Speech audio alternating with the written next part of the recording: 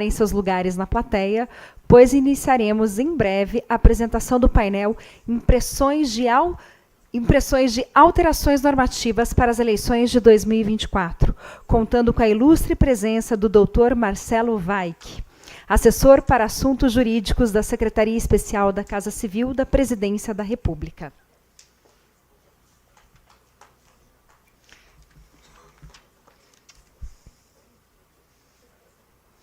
Agora, com a palavra, o Dr. Marcelo Weick.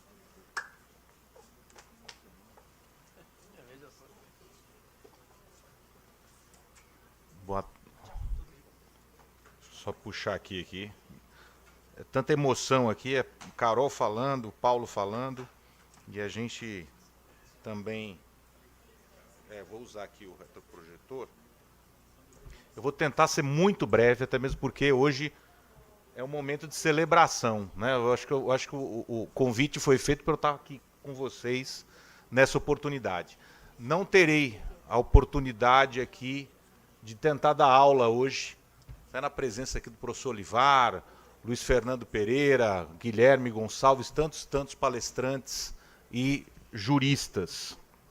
Eu vou tentar passar aqui no dia de hoje, falar um pouco da impressão de como nós vamos enfrentar esse ano de 2024 do ponto de vista das alterações legislativas. Sob que perspectiva? A ideia é trazer um pouco para os senhores e para as senhoras como está o cenário no âmbito do Congresso Nacional e, eventualmente, também no âmbito do Poder Executivo e Legislativo no que se refere às eventuais alterações legislativas para 2024. A primeira coisa que a gente já verifica, já logo de início, é que nós não estamos num cenário de 2021, quando havia toda aquela perspectiva de alteração profunda da legislação eleitoral, né, até mesmo uma simbiose que havia ali entre a Câmara, né, e o Senado, a designação de uma excelente parlamentar, que é o caso da Margarete Coelho, que juntou um time de primeira, né, para tentar buscar um novo Código Eleitoral e de processo eleitoral. Mas mesmo assim, diante daquela situação, se verificou que não havia consenso entre as duas casas. E o Pereira até tinha razão, o Pereira falava muito isso na época que a gente discutia, né, Pereira, da necessidade de fazer o famoso fatiamento, né? Ou seja, você deixar a parte material para rodar um pouco mais e já tentar avançar na área do processo eleitoral. Talvez se a gente tivesse feito isso naquela oportunidade, nós teríamos já um código de processo eleitoral. O fato é que nós fizemos ali um grande gigante, ali, mais de 1000 artigos, e aquilo ali inviabilizou a tramitação no âmbito do Senado. O fato é que nós temos, e aqui eu queria passar aqui para vocês, o que a gente tem hoje em cenário. A gente sabe lá pelo princípio da anterioridade eleitoral, até agora, até dia 5 de outubro, há de se ter as alterações para valer para 2024. Se não tiver essa alteração nessa janela de mais de um mês, vai valer o que está hoje posto no campo normativo. Então, essa janela é muito curta, né? Nós já tivemos isso em 2021? Tivemos. As federações, por exemplo, foram aprovadas em menos de 20 dias, ou seja, a gente teve ali uma mudança que teve um impacto, né, sem dúvida alguma, no campo da formação dos partidos, né, dos grupamentos ali de embate eleitoral, e a federação lá veio nessa janela. Bom, o que eu queria passar aqui para vocês de uma maneira muito breve, 4 pontos, né, tentar ser o mais conciso possível para depois a gente gastar aí o dinheiro do Paulo com o vinho na comemoração de hoje. Qual é a questão primeira aqui? Existe consenso hoje entre a Câmara e o Senado no que vai mexer na legislação eleitoral? Está aqui o nosso grande deputado, né, que sabe mais do que ninguém ali como é que funciona ali os corredores e as lideranças, como é que definem essa tramitação no Congresso. Segundo ponto que eu queria tratar, o novo código lá, que foi aprovado na Câmara, e que hoje está na relatoria lá do senador Marcelo Castro, ou seja, já houve, portanto, já uma germinação de um substitutivo. Será que vingaria aí em um mês? Será que a gente tem condição de caminhar nesse sentido? Sai ou não sai esse novo código? Segundo, terceiro ponto aí, há a possibilidade de uma mini-reforma? Há condição, né? A gente sabe que foi constituída agora na semana passada, mais um grupo de trabalho na Câmara para tentar fazer essas modificações. Então, há espaço para uma mini-reforma? E se houver espaço, quais seriam os temas aí eventualmente discutidos, ou pelo menos que estão sendo ali tratados no âmbito da Câmara dos Deputados? O Senado está muito quieto em relação a isso, você não vê movimentação muito explícita em relação ao Senado. E, por fim, qual a posição do Executivo e do Judiciário nessa janela aí de 30 dias? Aí, o que a gente pode verificar? A ideia de trazer isso para vocês é, como sempre, para de nova, né, tentar ser aqui um vetor inicial, né, dessa discussão que vai nortear. A partir de semana que vem já tem uma bateria de 4 audiências públicas, ou seja, a gente vai começar a ter a participação tanto na Câmara como no Senado. O Judiciário também vai começar, o TSE vai tentar começar também a trazer algumas informações. Eu tentei, a partir do convite muito generoso do Paulo, tentar trazer ali informações dos bastidores para trazer aqui para vocês e a gente aqui discutir um pouco esse tema. Bom, primeira coisa, em relação à posição do Código Eleitoral, a expectativa é que não vá sair para esse ano. Ou seja, não há espaço para isso. Embora há uma intenção do senador Marcelo Castro em botar em votação, ele já disse muito claramente que vai realizar modificações profundas daquele projeto que saiu da Câmara dos Deputados e, obviamente, por sua vez, no momento em que o Senado altera significativamente o texto vai ter que voltar para a Câmara, né? E a Câmara já disse que muitos pontos não concorda ali com a orientação do senador Marcelo Castro, então, naturalmente, haverá aí um tempo maior para análise desse projeto, então dificilmente esse projeto vingará para as eleições de 2024. O que vai se tentar fazer é continuar o processamento desse texto, pelo menos para que a matéria que não é objeto da anterioridade, por exemplo, a parte de processo eleitoral, né, consiga ser aprovada e aí possa já viger e ser aplicada para 2024. Esse é um ponto. Segundo ponto, há espaço para uma mini-reforma que possa aí, de fato, falar em que numa atualização positiva em termos de legislação eleitoral. O que a gente verifica da conversa que está rolando ali nos grupos de trabalho, no grupo de trabalho ali da Câmara, é que, na verdade, a intenção daquele grupo de trabalho, que é uma intenção muito a partir da visão dos partidos políticos e não da visão da maioria, do sentimento de toda a Câmara dos Deputados, é que as reformas, se ocorrerem, serão reformas muito pontuais, para resolver problemas específicos, de fato, problemas que vão tocar os partidos políticos. Então, tem muito pouco espaço para a gente conseguir avançar em temas, talvez, inovadores no direito eleitoral. Aquilo que a gente discutia, por exemplo, Guilherme, de flexibilizar melhor as restrições da propaganda eleitoral, né?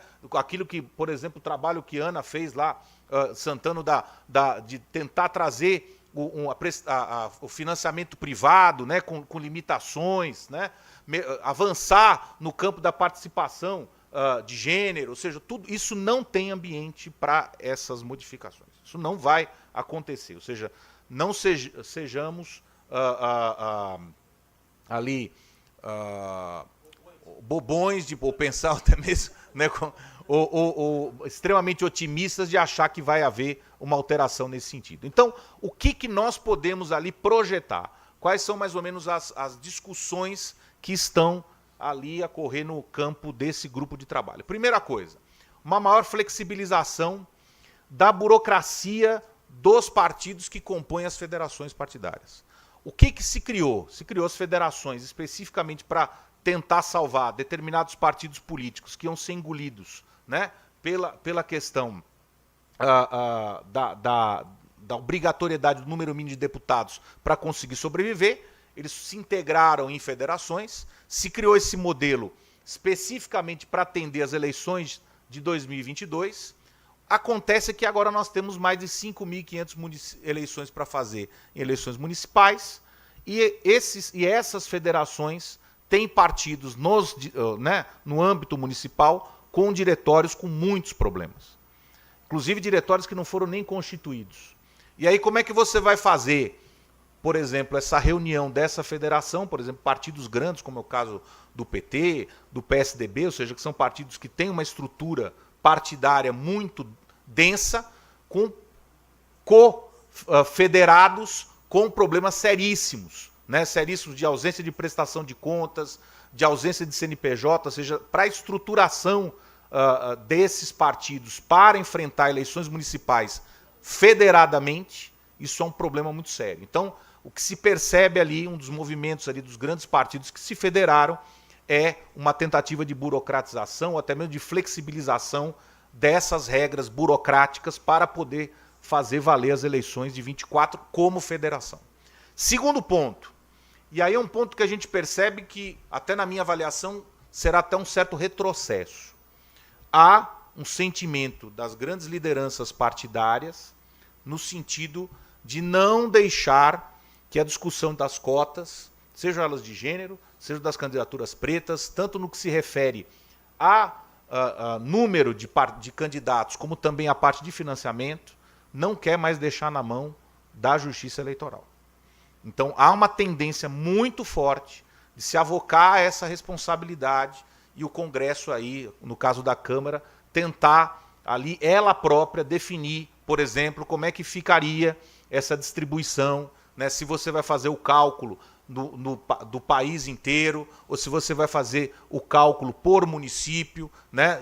Como é que vai ser com relação, por exemplo, às renúncias de candidaturas femininas, se isso, na verdade, exigirá ou não a substituição, como hoje a jurisprudência determina, ou se isso não vai ser computado na cota mínima, ou seja, o Congresso e a Câmara especificamente, as lideranças partidárias, tem ali uma clara demonstração no sentido de resolver essa questão, óbvio, na perspectiva dos partidos políticos. Então não é um olhar vamos dizer assim, de fomento às candidaturas femininas, de fomento às candidaturas pretas, mas na verdade aqui o objetivo é, sem dúvida alguma, resolver o problema dessa instabilidade na visão dos partidos, que o impacto que isso gera no dia a dia, no cotidiano. Isso é praticamente a pauta principal aí que você vai verificar nas discussões desse grupo de trabalho. Há um outro ponto também interessante, que é o impacto que isso já está a sofrer do julgamento agora, que está ocorrendo aqui, da ADI 7263, que trata daquela forma do cálculo das sobras, né? A gente viu aí, tem uma discussão, o ministro Lewandowski, antes de sair, a véspera, lançou seu voto, entendendo pela inconstitucionalidade dessa alteração, que foi uma alteração lá em 2021, numa janela, né, janela ali de... O que eles fizeram? O Senado pegou o texto do Código Margarete, só que ao invés de copiar todo o artigo e os seus parágrafos, parou no segundo parágrafo. Ou seja, esqueceu de analisar o seguinte: se você não atinge o coeficiente, você tem que gerar a possibilidade de quem não atingiu, todo mundo participar da sobra. E aí fizeram o texto de uma maneira que gerava uma dubiedade. Quem podia participar teria só aquele que cumprisse lá o 80-20, ou seja, que é uma coisa completamente surreal. O Supremo já, a tendência é julgar inconstitucional esse dispositivo. A discussão vai ser o quê? Vale para 22 ou vale só para 24? Ou seja, aplica já aos deputados eleitos ou só aplicará para as próximas eleições? Essa discussão das sobras, essa discussão desse julgamento 72 e 63, sem dúvida alguma, é um dos temas que serão tocados aí nessa tentativa de mini-reforma. Ou seja, ou se vai aprimorar o texto existente, ou se vai tentar voltar ao status quo ante, ou seja, restabelecer a dinâmica que era anterior. Ou seja, isso é um tema que palpita, porque sem dúvida alguma a gente sabe, já tem vários estudos acadêmicos sobre isso, do como hoje a quantidade de candidatos eleitos por sobra, né, você tem um número muito significativo e muitos partidos, inclusive, que crescem muito a partir dessa sobra, né, dessa eleição por sobra. E aí o ponto fundamental é a questão da prestação de contas partidárias. Tá? Nós não estamos falando aqui de prestação de conta eleitoral. Na prestação de contas eleitoral, embora exista uma série de questionamentos, mas não é o que toca o partido político. O que toca o partido político é a questão da prestação de contas partidária. Na perspectiva dos partidos políticos, a justiça eleitoral é extremamente rigorosa. Na perspectiva da justiça eleitoral, tem muitos desvios de finalidade. Então, a tentativa de regulamentar melhor essa situação, na visão, na perspectiva dos partidos políticos, é dar mais segurança jurídica, dar mais estabilidade para o dia a dia dos partidos. Nós estamos diante de uma situação, inclusive, no mínimo, sui generis, que é você ter, em menos de 3 anos, dois projetos de emenda constitucional para discutir anistia de partido político. Ou seja, é surreal a gente falar em 2 alterações constitucionais para tratar de um mesmo tema, né, recorrente. Ou seja, é uma questão que precisa ser enfrentado, né, ou seja, a gente precisa ter uma visão clara e que garanta a segurança jurídica, não só para quem tem uma intenção, sem dúvida alguma, de potencializar a utilização do financiamento para potencializar candidaturas femininas e candidaturas também raciais, pretas, mas também, eu digo, na perspectiva do partido político, porque você precisa saber qual é a regra do jogo, né? Você saber, de fato, se vai ou não vai aplicar corretamente, e se você sofre uma sanção, você ser punido por isso. O que não dá é você ter a sanção aplicada e toda hora vem anistia e zero o jogo, ou seja, você nunca vai ter, do ponto de vista da sanção, a sua finalidade jurídica, que é fazer com que haja um enquadramento à norma, ou seja, fica uma coisa completamente maluca nessa questão. Bom, esses 4 pontos, na minha percepção, são os pontos que serão eventualmente discutidos nessa mini-reforma. Pode até ser que surja um 5º, que é a questão das inelegibilidades. E não as inelegibilidades na tentativa de uma vamos dizer assim, um abandono, aquela situação absurda que era a lei da ficha limpa, e está cada vez mais provado que se criou um monstro e agora o monstro está alimentando aqueles que mais o defendiam. O fato é que há necessidade de alteração da lei de inelegibilidades, ninguém discute isso. Aqueles artigos, aquelas alíneas são anacrônicas, né? Você tem situações, cálculos diferenciados de prazo, a possibilidade de sobreposição de prazo. Dependendo da situação, você vai ter um determinado candidato que pode até ter mais de 8 anos inelegível em virtude da forma do cálculo. Ou seja, haveria necessidade de enfrentamento a isso. Ocorre que as pessoas que ali estão hoje no grupo de trabalho não estão com a intenção de fazer uma uniformização da lei das inelegibilidades em relação a prazo, ou, eventualmente, de tentar harmonizar, até mesmo como estava no projeto Margarete, que estava bem mais organizado do que está hoje. A intenção é resolver problemas meramente pontuais, questões casuísticas, ou seja, determinados casos que aconteceram, né, em estados, eu tentar resolver a partir dessa mini-reforma, o que é muito ruim, porque ao invés da gente acabar com esse monstro, a gente vai começar a criar mais tentáculos aí, o que para mim só é mais uma demonstração de retrocesso. Eu não sei se tem clima para isso, porque nós estamos falando de uma lei complementar, né? Aí a mexida aí nas inelegibilidades exige um quórum mais qualificado, ou seja, há uma dificuldade maior com relação a isso. Bom, na última etapa eu queria trazer aqui para vocês o seguinte: qual é a contribuição do Executivo e qual a contribuição do Judiciário? O que o Judiciário e o Executivo estão pensando nessa janela de 30 e poucos dias aí?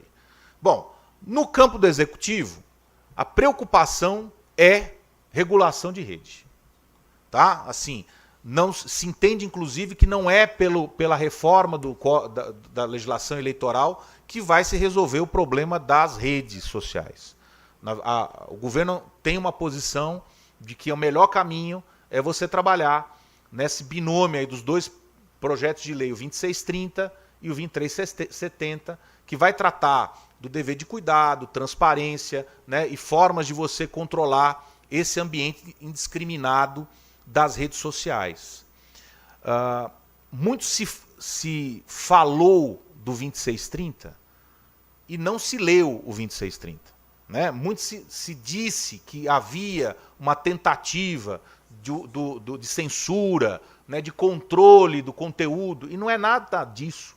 seja, o 2630 ele tem uma posição, o deputado Orlando Silva, com as contribuições da sociedade civil, né, de vários organismos internacionais, o que nós estamos trazendo é um pouco da realidade que já existe, por exemplo, na comunidade europeia, né, que já tem aí, nós estamos fechando agora o primeiro ciclo de relatórios, né, da legislação que trata de regulação das redes na Europa, e a gente que viu, ninguém está vendo censura na Europa de conteúdo.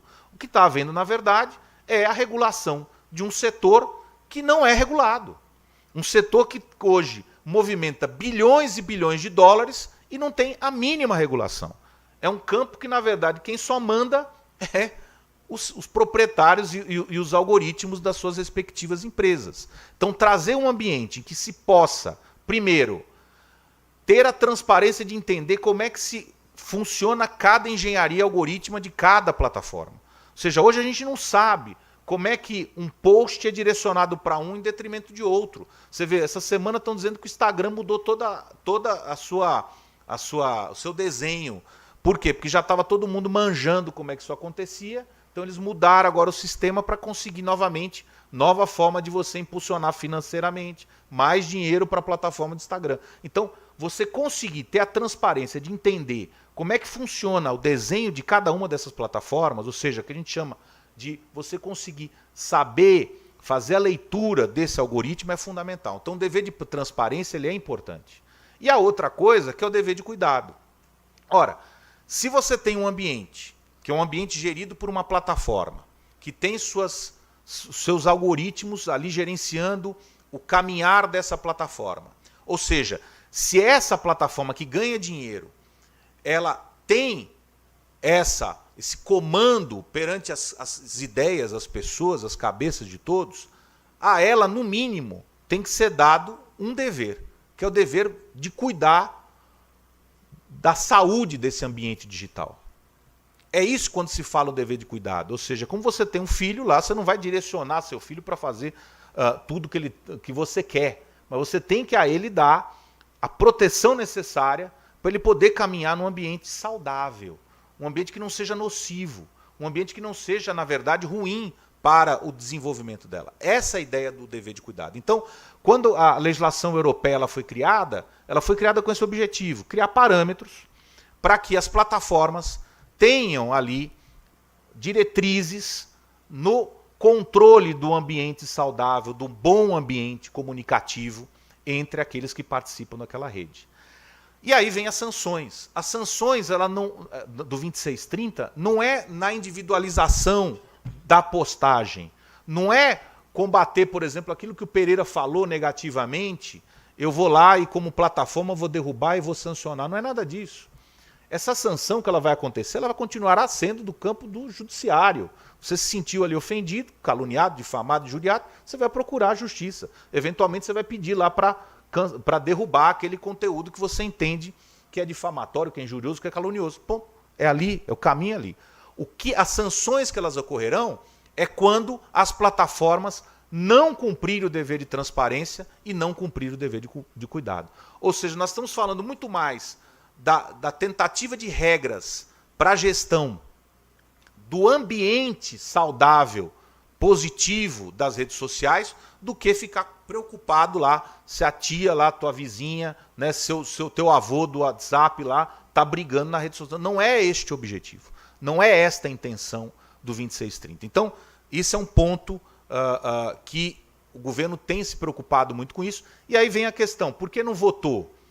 Uma grande parte pelo desconhecimento, é difícil, é um tema árido. Você falar em regulação de rede, né, você sempre vai mexer com o risco sempre da censura, né, de você ter o executivo interferindo, né, mas não é essa a intenção, repito. E outro ponto que travou, por isso que eu coloquei o 2360, é porque quando entrou a discussão da regulação das redes, entrou também a questão da divisão do bolo financeiro. E aí entrou em discussão também o pagamento dos jornalistas, do conteúdo jornalístico e também do direito autoral, ou seja, o direito dos artistas, né, músicos, que hoje não recebem, tanto jornalistas como a classe artística não recebe dessas plataformas. Ou seja, você compartilha conteúdo jornalístico, você compartilha conteúdo musical, artístico, e essas pessoas não recebem por isso. Como esse assunto juntou regulação e juntou divisão de bolo financeiro, o que vocês acham que aconteceu?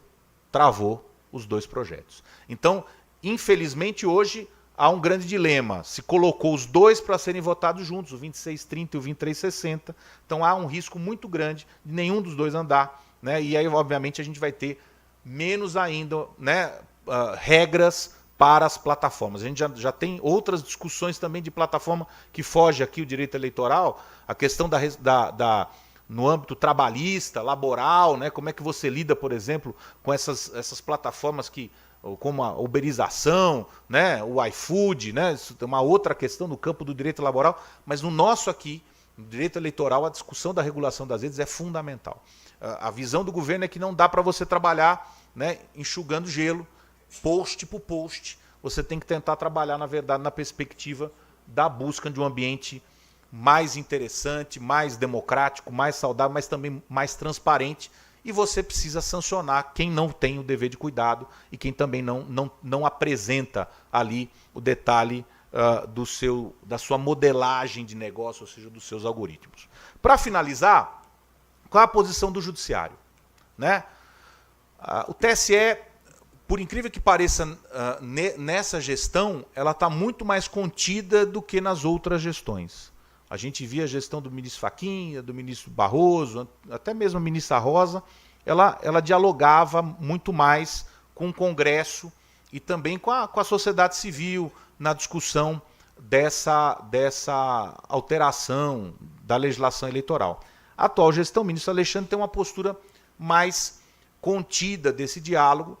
Ele entende ali, no caso, que é uma discussão do Congresso, mas o que a gente percebe aqui, eu queria passar uma impressão aqui mais acadêmica, que eu acho que o objetivo da atual gestão é: vamos tentar não fazer a coisa andar, vamos tentar não ter alteração, e aí a gente joga nas novas resoluções.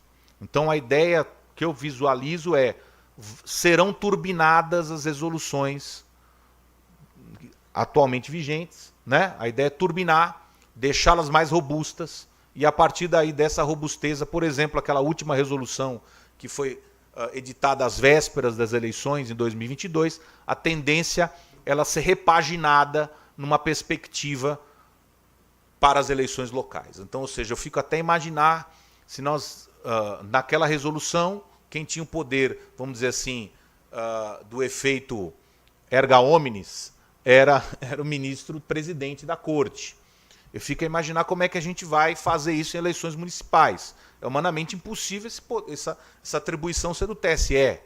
Isso vai passar para quem? Para os presidentes dos tribunais? Serão os presidentes do TRS que vão começar a analisar a postagem, verificar se a postagem ela é análoga, né, similar, eu vou ter o efeito aí rebote nessas postagens. Então, assim, eu não sei o que vem dessas resoluções, o fato é que está sendo germinada uma tentativa de aperfeiçoamento, que na minha visão ela é até mais negativa. Eu acho que o ideal seria a gente construir, Pereira, um processo sumário para essas questões de violações de conteúdo, discurso de ódio, calúnia, injúria, difamação, notícia sabidamente inverídica. O ministro Messias, a gente até dialogou um pouco, a AGU já tinha um projeto de rito sumário para essas questões, ou seja, para você permitir, porque hoje de fato o modelo de representação é um modelo muito, muito fraco na questão da produção da prova, né? Como é que você tem dois problemas: o problema da produção da prova nessas postagens e esse efeito de como é que eu trabalho com postagens idênticas, né? Como é que uma decisão para um caso específico, né, com uma postagem, um URL lá específica, ela pode valer para outras situações iguais. Quem pega candidaturas, por exemplo, pega uma candidatura altamente bombardeada, né? Pega a candidatura do Freixo no Rio de Janeiro que a gente pegou. Você pega sobre uma mesma postagem em várias vários perfis diferentes, você vai ter que entrar com 100, 150 representações, porque o modelo atual eu tenho que identificar quem é aquele que postou, aí eu mando a informação, primeiro vai lá pro provedor de conteúdo, aí o provedor de conteúdo manda informação para o provedor de internet, aí terminou a outra eleição, o cara já é candidato, já saiu para vereador, foi para deputado federal e ainda você não soube descobrir quem foi que postou aquela calúnia ali, aquela injúria. Então isso é um problema muito sério, mas eu não acho que é através de uma canetada do presidente do TRE, por exemplo, que vai resolver a questão das eleições municipais. Esse é um ponto que talvez seja o ponto mais complicado a enfrentar nesse ano, mas eu não vejo clima lá no âmbito do grupo de trabalho da Câmara e também não vejo uma proposta. A única que eu achei assim que para de pé é a da AGU, que eu achei interessante o modelo de um rito sumário para isso, permitindo provas, né, provas mais fáceis, a possibilidade de você catalisar essa decisão para outras postagens idênticas, ou seja, ficou um negócio, mas não na figura da presidência, ou seja, seria, na verdade, decisões do juízo competente, originário e tudo mais. Bom, e a outra questão que se vê para finalizar é uma tendência nessa gestão do TSE de definição de súmulas. Então, por exemplo, para fraude de cota, já estão anunciando uma pancada de súmulas em relação a isso. Mas há uma tentativa aí de buscar um direito sumular aí, de uma maneira mais evidente.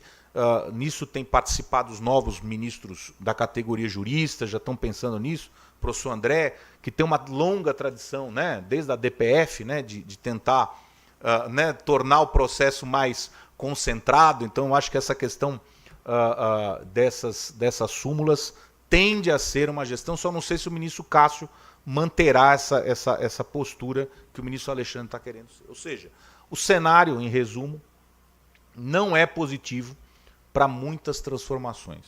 O que nós teremos, talvez, são questões muito singulares, muito cirúrgicas, e volto a repetir, para resolver o problema, muitas vezes, dos próprios partidos políticos, e não atender esse clamor que a academia, né, que os operadores do direito tanto defendem, né, de você trazer aquilo que o Pereira defendeu no Código de Processo Eleitoral, né, uma legislação mais moderna, mais contemporânea, para os desafios que tanto Paulo já falou, Carol também falou, esses desafios de reconstrução, né, de um ambiente democrático mais saudável e também cada vez mais produtivo. Eu queria encerrar, dizer a você, Paulo, da minha imensa alegria de estar aqui. Né? E eu agradeço o convite de estar aqui, sei que o convite veio muito mais pela amizade que a gente construiu durante o congresso, o último congresso do IPRAD. E quero dizer assim, que Carol tem um grande amigo, não é só um melhor amigo, mas um grande amigo, porque vocês dois fizeram algo que eu nunca imaginei que vocês iriam fazer, que é um congresso, né, 2 congressos, na verdade, com profunda competência, né, com uma qualidade técnica assim, absurda, e uma sensibilidade humana. Eu acho que esse é um grande ponto, né, porque às vezes você faz um negócio daquele gigantismo, mas havia, sem dúvida alguma, uma preocupação com o ser humano, com a transformação positiva do direito. E para encerrar, eu acho que Paulo, Carol, né, o que Carol construiu aqui, o que Paulo vai construir, também vem muito dos fundadores desse IPRAD. Né? Eu acho que Guilherme, Pereira, o Guedes, Moisés, que está aqui, o Júlio, que também já contribuiu, aqui o professor Olivar e tantos outros, aqui eu estou citando aqui alguns e me penitencio por não falar todos. O IPRAD sempre foi uma referência. Né? Paraná sempre foi uma referência no direito eleitoral. Mas eu acho que vocês têm uma característica que o IPRAD tem, e quem compõe o IPRAD tem, que é um olhar sempre para frente. Né? Vocês são extremamente irrequietos, né? Não se acostumam com o habitual, sempre querem mais. Eu até acho que vocês até são de Campina Grande, porque sempre foi com a maior São João do mundo, aquela coisa toda, né? Tem muito disso. Mas eu termino dizendo assim, que para mim é uma grande honra ser assim, uma partícula dessa família que vocês construíram, né? Com todas os embates que vocês têm, né? Com toda a rivalidade que vocês têm. Eu acho até que vocês fazem isso para gerar um charme ao Paraná, né? Porque fica todo mundo aquele um olha para o outro, aquele negócio meio assim, né? Sempre traumático. Mas na verdade eu sou muito grato e muito feliz de vocês me acolherem já em 2 edições e eu tê-los aqui hoje como amigos, né? Vocês sabem disso, né? Vocês são uma extensão da minha família e dos meus melhores amigos. Então, agradeço muito a oportunidade, a generosidade do convite, e eu espero aqui, de maneira breve, ter passado assim, um pontapé para as discussões que ocorrerão a partir de semana que vem. Tá bom? Muito obrigado.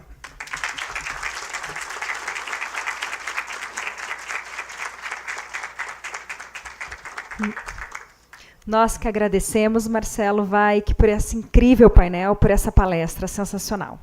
Nós agradecemos também a presença de todos e desejamos à nova diretoria do IPRAD uma excelente gestão. Parabéns, Paulo.